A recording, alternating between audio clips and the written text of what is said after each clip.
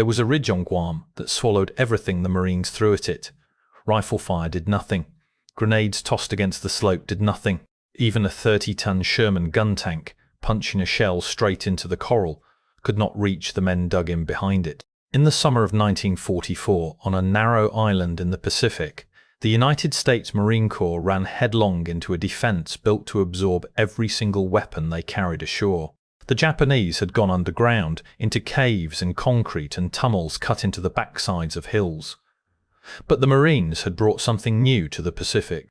A light tank with its cannon torn out, and a flame gun bolted into the empty turret in its place. They called it Satan.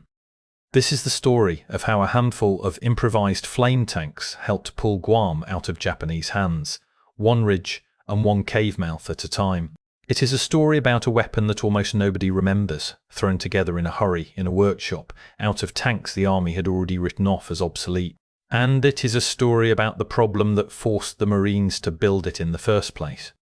Let us begin with that problem, because without it, the Satan makes no sense at all. Guam sits at the southern end of the Mariana Islands, a strip of jungle and coral about 30 miles long and, in places, only a few miles wide. Before the war, it flew the American flag. It had been United States territory since the turn of the century, home to a small naval station and a garrison of a few hundred Marines. Then, in December of 1941, within hours of the attack on Pearl Harbor, Japanese forces came ashore and took it. The tiny garrison never had a chance. For 2.5 years, Guam was occupied ground, and the people who lived there endured a hard occupation under Japanese rule. By 1944, the United States was ready to take it back. And Guam mattered a great deal. Whoever held the Marianas held airfields within reach of the Japanese home islands. The long-range bombers that would later carry the war to Japan itself needed those runways. So, the recapture of Guam was not a sideshow, and it was not simply a matter of pride over lost American soil. It was a key move in the entire Pacific campaign. But the Japanese understood all of that just as well. And in the months before the Marines arrived, they had turned the island into a fortress. Here is what made Guam so hard. The Japanese commander responsible for the island's defense, Lieutenant General Takashina, did not intend to meet the Marines standing up on the open beach. He intended to let them land, funnel them into ground, his guns already covered, and bleed them from positions they could barely even see. His men carved command posts and fighting holes into sandstone cliffs. They built bunkers of coral rock and reinforced concrete into the ridges above the landing beaches. They sighted machine guns and field pieces to cover every approach. And most important of all, they used the shape of the land itself against the attacker. The Japanese leaned heavily on what soldiers call reverse slope defense. Instead of putting a gun on the front face of a hill where the Americans could see it and shell it flat, they placed it on the back face, the side that sloped away from the attackers. A cave mouth on a reverse slope is nearly impossible to strike with direct fire. You cannot see it from the front. Artillery shells sail over the crest of the hill and burst somewhere on the far side, well past the opening. A tank cannot tip its gun down far enough to reach into it. The defenders inside can fire on the Marines as they come over the top of the ridge, then step back into the rock the moment the return fire builds up. Think about what that meant for a young Marine climbing one of those slopes. He could empty an entire magazine into a black slit in the coral and accomplish nothing, because the man inside was tucked around a bend in the tunnel. He could throw a grenade and watch it bounce off the lip of the cave and roll back down the hill. He could call in the heavy guns and watch the shells burst uselessly on the wrong side of the crest. The position would fall silent for a moment. Then, the instant the Marines rose up to advance again, it would come back to life. And that was not even the worst of it. These were not lone caves scattered across the hills. They were networks. A single ridge could hold a dozen connected positions, each one sighted to cover the others, so that clearing one simply exposed the attacker to the next. Tunnels ran between them through the rock. The defenders could shift men from a position that had been silenced to one that was still fighting, moving underground where no shell could follow. To the Marines out on the surface, it looked as though the same bunker they had just cleared was coming back to life behind them. The Marines had answers, but every one of them came at a steep cost. You could send a rifleman crawling up to the cave mouth with a satchel charge and try to seal the opening with explosives. That worked, but it meant a man had to cross open, fire-swept ground to place the charge by hand. You could bring up a portable flamethrower, the kind carried on a man's back, and burn out the opening.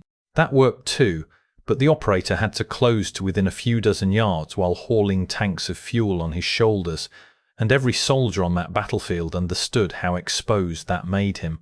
You could roll a Sherman gun tank forward and fire point blank into the slit. But the reverse slope caves cancelled out much of that advantage, and the narrow jungle trails, soft ground, and steep coral often kept the heavy tanks off the ridges entirely. What the Marines truly needed was a way to reach into those positions from a distance, from behind armour, with a weapon that did not care about corners in a tunnel. Fire does not travel in a straight line the way a bullet does. Burning fuel splashes and flows, it rolls around, bends in the rock. It pours through firing slits and gaps and pools at the bottom of a hole. A weapon that could throw fire, mounted on a machine that could shrug off small arms fire, would rewrite the math on those ridges completely. That weapon already existed. It simply needed to be put on tracks. Which brings us to the tank itself, and to a workshop in Hawaii, where a strange idea became a real machine. The base vehicle was the M3A1 Stuart, a light tank the American Army had fielded earlier in the war. By 1944, the Stuart was badly outclassed as a gun tank. Its 37mm cannon was too small to trouble a modern enemy tank, and its thin armour made it a poor bet in any stand-up duel. But there were numbers of them sitting in the rear areas, obsolete, reliable in their running gear, and looking for a job. That was exactly what the Marines needed. A tank chassis nobody would miss. The flame gun came from Canada. It was called the Ronson, a mechanised flame projector the British and Canadians had developed. The senior American commander in the Marianas wanted mechanised flame power for the battles coming that summer, and after a demonstration in the spring of 1944, the order went out to build the tanks in time for the invasions. Army and Navy mechanics, including the Navy construction troops known as the Seabees, went to work in Hawaii. They pulled the 37mm gun clean out of the Stuart's turret. In the empty space where the cannon had been, they mounted the Ronson flame projector, and they kept the tank's original gun shield, sliding a wide tube into the opening to protect the flame nozzle and disguise it.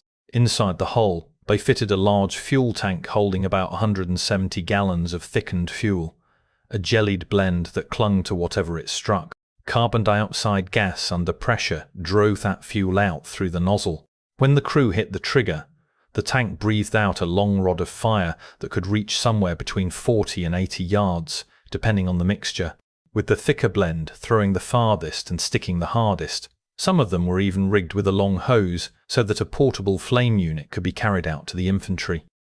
They built about 24 of these machines, and they gave the converted Stuart a name that fit its work: Satan. Now, let us be honest about what the Satan actually was, because the truth is far more interesting than the legend. It was not a wonder weapon. It was an improvisation, put together fast, out of spare parts, to solve one narrow and specific problem. Its reach was short. Its flame gun could only swing so far to either side before the crew had to turn the entire tank to aim. The electric ignition was temperamental and prone to failing. The crew compartment was cramped, stifling, and hot, and when the fuel ran dry, the Satan was nothing more than a thinly armoured light tank with no real gun, forced to pull back and refill before it could do anything at all. But on the right ground, against the right target, none of those flaws mattered. Against a cave mouth on a reverse slope, the Satan did the one thing no rifle, no grenade, and no gun tank could reliably do. It reached inside. The Satans went into action for the first time a few weeks before Guam, during the landings on the neighbouring island of Saipan in the middle of June 1944. That was the combat debut, split between two Marine tank battalions, and it was a rough introduction. The crews were learning on the job. The machines broke down. The flame guns jammed and misfired. The short range meant a Satan had to crawl dangerously close to its target, and on open ground that made it a mark for every enemy gun in range. More than one lesson was written in hard experience on Saipan. but the commanders saw enough to be convinced. They saw that when a Saipan actually worked, an enemy strongpoint that had pinned down an entire company for hours could be silenced in a matter of seconds. They learned that the flame tank could not go out alone, that it had to be shielded by infantry and gun tanks while it made its approach. They learned how close was close enough, and how to time the run so the enemy was buttoned up when the Saipan came forward. Every one of those lessons carried straight across the water to the next island on the list. That island was Guam. The American plan for Guam was built around two major landings on the western coast, coming ashore on either side of a squat block of land called the Orote Peninsula. To the north, at a stretch of beach near the village of Asan, the 3rd Marine Division would land, roughly 20,000 Marines under Major General Alan Turnage.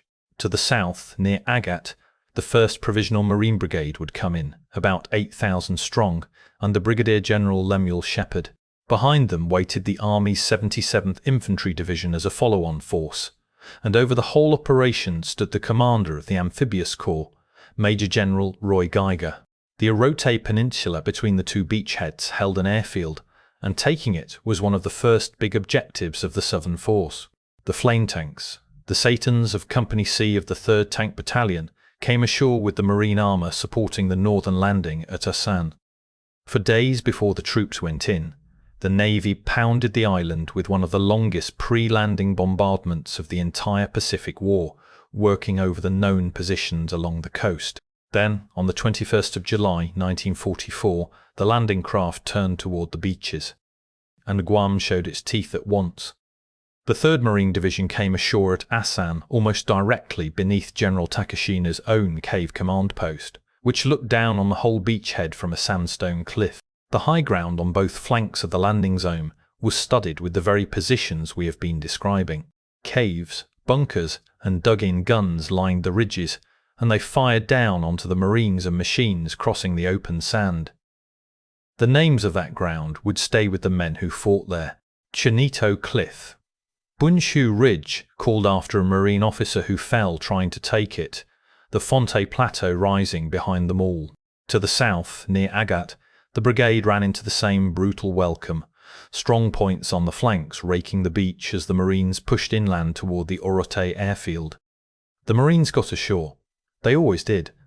But getting ashore was the easy part.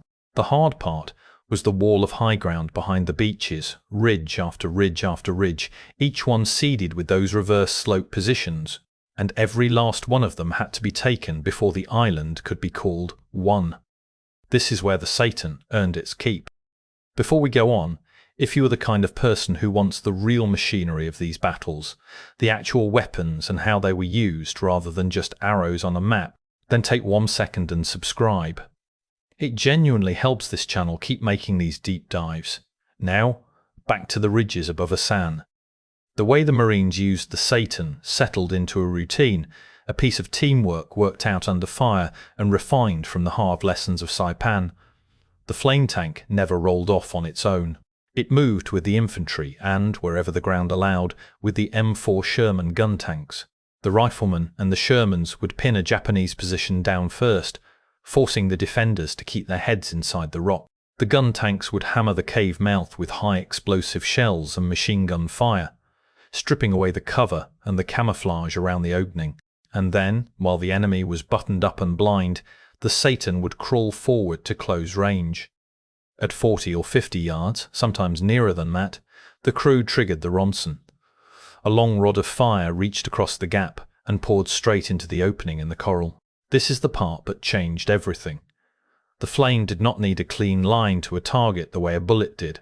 It splashed against the entrance, flowed inward along the tunnel, and consumed the air deep inside the position. A bunker that had shrugged off shell after shell, that had beaten back grenade and rifle alike, was suddenly untenable. The strong point that had held up the advance for hours simply stopped firing. The position had been reduced. Then the Marines moved up, secured the silent position, and pushed on to the next one, ridge by ridge, cave by cave. It was slow, methodical, exhausting work, and the Saitans were only one tool among many, working alongside the satchel charges, the backpack flame teams, and the tank guns. But they were the tool that could reach the places nothing else could, from behind armour, at a distance that finally gave the infantry a fair chance. The reverse-sloped caves that had been nearly untouchable now had an answer. A Saipan could sit off to the flank, in a spot where the fire from inside the cave could not easily reach it, and pour flame into the opening from an angle no shell could take. The tunnels that had let the Japanese slide, men from a silenced position to an active one filled with fire and choking smoke, and the underground movement stopped cold. One by one, the strong points on the ridges above the beachhead went quiet and stayed quiet. But the Japanese were far from finished. And on the night of the 25th of July, they made their biggest move of the entire battle. Takashina understood that his best and perhaps only chance was to strike the American beachhead before it grew too strong, before the tanks and artillery and mountains of supplies stacked up behind the Marines and made his defence hopeless. So he gathered his men on the Fonte Heights for a massed night counterattack against the 3rd Marine Division's line above Asan. This was the banzai charge, the all-in assault the Japanese threw when they meant to break an enemy in a single violent stroke. It came out of the dark in wave after wave, supported by what light tanks the Japanese had left. The attack fell on the Marine line with real weight and real fury. In places the Japanese punched clean through the forward positions and drove deep into the beachhead, pressing almost back to the division's own artillery and reaching the edge of the field hospital, where cooks, clerks and walking wounded took up rifles to hold the line. For a few desperate hours the fighting was close and confused, the kind of night action where the front dissolves into 100 separate struggles in the dark. And the Marines held. The line bent, but it did not break. American artillery, firing over open sights at point-blank range, tore the follow-on waves apart before they could reach the front. Marines fought off the penetrations with rifles, machine guns, grenades, and whatever came to hand. By the time the sun came up, the great counterattack had spent itself against the beachhead and collapsed. That failure was, in a very real sense, the turning point of the whole battle. Takashina had gambled the strength of his garrison on breaking the Americans in one night. When morning came and the attack lay shattered on the slopes below Fonte, the Japanese on Guam no longer had the numbers to hold everywhere at once. General Takashina himself did not survive the fighting that followed, struck down a few days later as the Marines pressed inland and overran the high ground around his command post.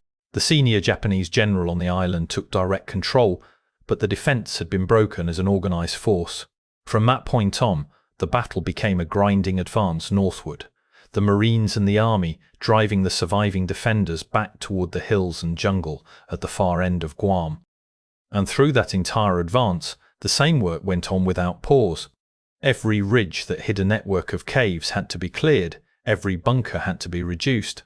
The Saitans, the flame teams, and the gun tanks kept doing exactly what they had done above the beaches, position by position, all the way up the island toward the high ground in the north, where the last defenders made their stand. By the 10th of August, 1944, organised Japanese resistance on Guam was declared at an end. The island that had been lost in the dark days just after Pearl Harbor was American ground once more. It had taken about 3 weeks of some of the hardest close-quarters fighting anywhere in the Pacific to pry it loose. So what do we make of the Saipan in the end? If you only ever looked at a specification sheet, you would not be impressed. The Saipan was slow, thinly protected, and short-ranged. Its flame gun was cranky and unreliable. It could not swing its weapon far without turning the whole tank, and it drank its fuel fast, which meant frequent trips to the rear to refill just when it was needed most. As a fighting vehicle in any conventional sense, it was obsolete before it ever touched the beach. The Marines who crewed it knew every one of those faults better than anyone alive. But that was never the point. The Saipan was built for one job, against one kind of enemy position, and at that one job it did something genuinely important. It gave the Marines a way to reach into caves and bunkers that had, until then, cost them dearly to clear by hand. Every strong point a flame tank silenced from 40 yards away was a strong point that riflemen did not have to storm across open ground. On an island defended the way Guam was defended, that was worth more than any gun. And here is the part of the story that outlasts the little Stuart itself. The lessons the Marines learned with the Saipan on Saipan and Guam did not vanish when the shooting stopped. Commanders had now seen in hard combat exactly what a flame tank could do against dug-in defenders, and exactly where the Saipan fell short. They wanted more of the capability, and they wanted it on a better chassis. In the battles that followed, the flame gun would move onto the M4 Sherman, a bigger, tougher, better armoured tank that could carry far more fuel, reach farther, and take far more punishment before it went down. Those flame Shermans would become famous on the islands still ahead, the machines that finally gave the Marines a reliable, survivable answer to cave and bunker defence. The Saipan was the rough first draft of that idea, an obsolete light tank, a Canadian flame gun, and a workshop full of Seabees improvising a solution to a problem that was getting Marines pinned down and stalled on every ridge. It was not elegant. It was not built to last. Only about 24 of them were ever made, and not one survived the war. But on the ridges above Asan in the summer of 1944, it helped take back a piece of American soil, and it pointed straight toward the weapons that came after it. That is the real legacy of the Saipan flame tank. Not the machine, which was gone within a year, but the idea it proved on Guam, that against an enemy who had turned